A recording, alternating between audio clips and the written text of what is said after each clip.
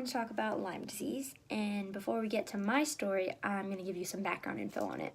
So Lyme disease is a bacterial infection caused by a tick bite, and it is shaped in a spiral, kind of like a screw, and that's called the spirochete, and it can affect every aspect of the body. So it can get into your blood, your muscles, your joints, your tendons, your arteries, your bones. It can affect anything. Lyme disease is basically taking a medical book and putting any symptom you could ever possibly have and then just writing Lyme disease above it, because that's what it does. It affects everything. Lyme is not the only thing. There are co-infections. There's Babesia, Bartonella, Rocky Mountain spotted fever, Ehrlichia, Mycoplasma, a bunch of others that all come from these. They're all tick-borne illnesses. So, according to the Center for Disease Control and Prevention, the CDC, you have to have 3 of these 5 bands in the Western blot test to have Lyme disease. Well, if you have 1 band, you have Lyme. So I don't know who decided that like 3 of the 5 was what you needed, but that's not how it works. And these tests are really inaccurate. People can have Lyme and don't even know it because these tests that they are giving us are so wrong. So, that said, there's a huge controversy and debate over Lyme disease. And CDC says that with 2 weeks of antibiotics, Lyme, you're cured, you're done, that's it. But for people like me who have had Lyme for up to 10 years before I started showing symptoms, 2 weeks of antibiotics is not going to cure me. It's in my muscles, in my bones, in my heart, in my brain. 2 weeks of antibiotics is not going to fix that. Sure, if you see a tick bite or a bullseye, 2 weeks of antibiotics, yeah, you probably are going to be okay. But for the 300,000 other people like me, that's not going to work. So, these doctors, the Lyme literate doctors, they are amazing because they pretty much are going against the rule book here and treating us because they realize that we are being treated so unfairly and so inaccurately with these tests, and they want to help us. But the issue here is that these doctors can't take insurance, because if they do, the insurance companies try to go at them and try to take away their licenses for trying to help us and save lives. So if you have Lyme, you're paying out of pocket for treatment. And let's say a stereotypical first Lyme doctor appointment ranges anywhere from $800 to $1,000, and follow-ups can be $200 plus. So calculate that. How is that fair for these people trying to save their lives? For more information on the Lyme controversy, I recommend watching the movie Under Our Skin.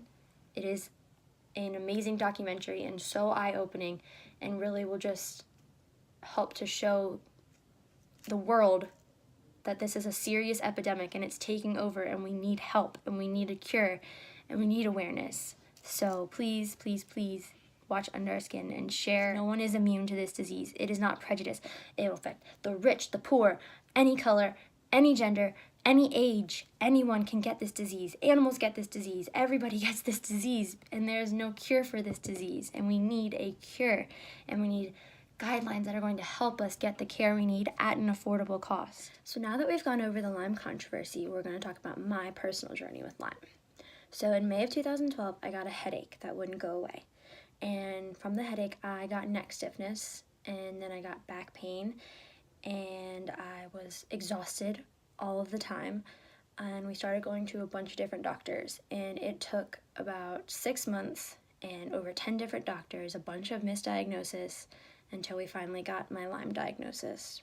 In October of 2012, I started with my first Lyme doctor, and I was with them for a few months, but I didn't see much improvement, so we decided to go to a homeopathic doctor. I saw no improvement with them, so then we went to another Lyme doctor, and I was at that Lyme doctor for about 2 years. And with that Lyme doctor, I ended up getting my first PICC line, and a PICC line is an IV, and it goes in your arm right here, and it has a tube, and it goes all the way to your heart. And I saw the most improvement that I think I ever had through this journey with my first PICC line, Pete the PICC. And I had that PICC line from January of 2015 to August of 2015, and I finished my senior year of high school with my PICC line. August of 2015, I got the PICC line out, and we actually thought I was almost in remission. We thought with 2 more months of antibiotics orally, I would be in remission and I would be all better.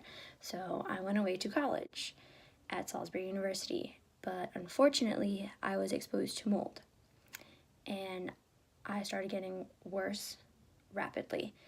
And I had a whole bunch of cognitive issues come about, so I couldn't remember things. I was exhausted and sleeping all the time. I had just horrible brain fog. Everything just was jumbled in my mind. I was having eye pain and blurred vision, floaters. It just was getting really bad. And towards the end of the semester, it got so bad that I actually couldn't read anymore. I was unable to read for 9 months. It made me physically sick. I decided with my parents that I was not going to go back to school in the spring. And that's a good thing, because I came home in December for our state championship football game, and I got paralyzed for the first time. And that was 3 years ago, and I still get paralyzed now. So when I came home from school, I got my next PICC line, Petunia the PICC, and I had that one from December of 2015 to August of 2016. And I saw a little bit of improvement, and then we treated the mold, and then I got better, but then I kind of plateaued. And then things started getting bad again, because I started getting chest pain and chest tightness, and it turned out that I had a blood clot in my lung from the PICC, so that got removed. And so after that, we just started doing more herbals and oral antibiotics, just trying to get things better, and I actually started at community college here at MC, part-time. And things were going okay. I still was having some brain issues, and then in last April, we decided that I was just couldn't really be helped anymore with my Lyme doctor. There was not much else that they could do for me. So we just really decided to focus more on strengthening my immune system that had been shot down for the past 6 years. So that's where we had been. And things had been going okay. But in November, I started getting paralyzed all the time. And it hasn't stopped since November. I get paralyzed every day, multiple times a day. They think that I have conversion disorder, which basically is my body's way of manifesting stress is to shut down and get paralyzed. And I have had my fair share of stress over the past 6 years dealing with a chronic incurable illness. The Lyme journey is far from over, and there's always a possibility that once the Lyme does go dormant in my system and I'm in remission, it can come back, because there is no cure. So one day I could be out living my life and the Lyme will come back and I start all over again. This journey has been life-altering, to say the least. My life is nowhere near what I thought it would be. And I am grateful at times for all the things I have learned about myself and the world on this journey.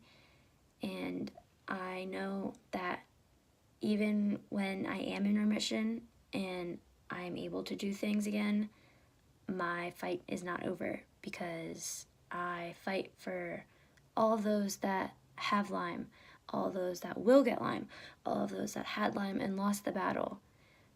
This is an epidemic, and until we find a cure, my fight never stops, and this journey never ends.